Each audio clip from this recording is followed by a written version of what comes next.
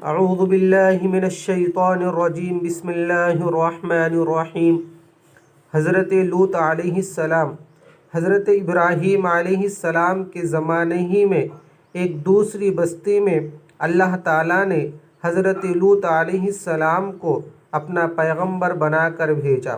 حضرت لوط علیہ السلام کی قوم کے لوگ بڑی بے شرمی کے کام کیا کرتے تھے، چوری ڈاکہ زنی کرتے تھے۔ حضرت لوط علیہ السلام نے بار بار سمجھایا کہ تم ایسی بے شرمی کے کام کیوں کرتے ہو جو تم سے پہلے دنیا میں کسی نے نہیں کیے۔ تم عورتوں کو چھوڑ کر لڑکوں سے بے شرمی کی باتیں کرتے ہو۔ ان کی قوم والوں کو اور کوئی جواب نہیں آیا تو کہنے لگے کہ لوط اور اس کے گھر والوں کو اپنے گاؤں سے نکال دو، یہ بہت پاک بنے پھرتے ہیں۔ حضرت لوط علیہ السلام نے پھر سمجھایا کہ دیکھو، جو کچھ میں کہتا ہوں تمہاری ہی بھلائی کے لیے کہتا ہوں۔ حضرت لوط علیہ السلام کی نصیحت کا ان پر کوئی اثر نہ ہوا اور کہنے لگے کہ جس عذاب سے تم ہم کو ڈراتے ہو، اگر تم سچے ہو تو ایک دن اس عذاب کو ہم پر لے آؤ۔ عزیزان گرامی، پھر کیا ہوا؟ آخر خدا کا غضب جوش میں آیا۔ اللہ نے فرشتوں کو خوبصورت لڑکوں کی شکل میں حضرت لوط علیہ السلام کے مکان پر بھیجا۔ حضرت لوط علیہ السلام نے جب لڑکوں کو دیکھا تو بہت غمگین ہوئے کہ یہ لڑکے میرے پاس مہمان آئے ہیں اور میری قوم کے لوگ ان کو پریشان کریں گے۔ کہنے لگے، آج کا دن میری مشکل کا دن ہے۔ حضرت لوط علیہ السلام کی قوم کے لوگوں نے خوبصورت لڑکوں کو ان کے گھر پر دیکھا تو دوڑتے ہوئے آئے، کیونکہ یہ لوگ پہلے ہی سے برے کام کرتے تھے۔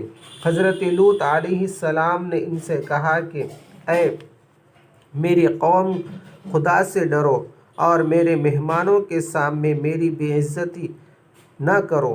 تم میرے لڑکیوں سے شادی کر لو۔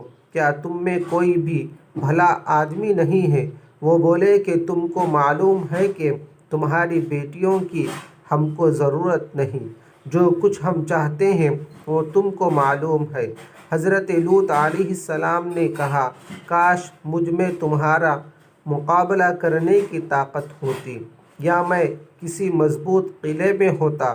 فرشتے جو خوبصورت لڑکوں کی شکل میں آئے تھے، انہوں نے حضرت لوط علیہ السلام کو اتنا غمگین دیکھا تو کہا، اے لوط، ہم تمہارے رب کی طرف سے بھیجے ہوئے فرشتے ہیں، یہ لوگ آپ تک ہرگز نہیں پہنچ سکتے۔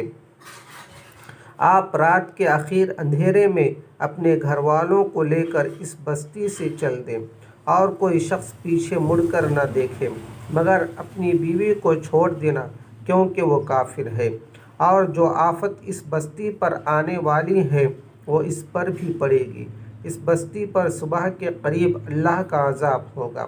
حضرت لوط علیہ السلام خدا کے حکم کی وجہ سے اپنی بیوی کو چھوڑ کر بقیہ اپنے گھر والوں کو لے کر رات کو اس بستی سے نکلے۔ صبح کے قریب اللہ میاں کا عذاب آیا اور اس بستی پر پتھر اور کنکروں کی بارش شروع ہو گئی۔ پھر اس بستی کو اٹھا کر الٹا پٹخ دیا اور اسے نیچے اوپر کر دیا، اور وہ بستی جس کے لوگ لڑکوں سے بے شرمی کی باتیں کرتے تھے اور حضرت لوط علیہ السلام کے منع کرنے سے نہیں مانتے تھے، یہ سب فنا ہو گئے۔ عزیزان گرامی، یہ تو تھی ان کی دنیا میں خرابی، اور دوزخ کا عذاب اللہ تعالیٰ کے یہاں جا کر ملے گا، وہ علیحدہ ہوگا۔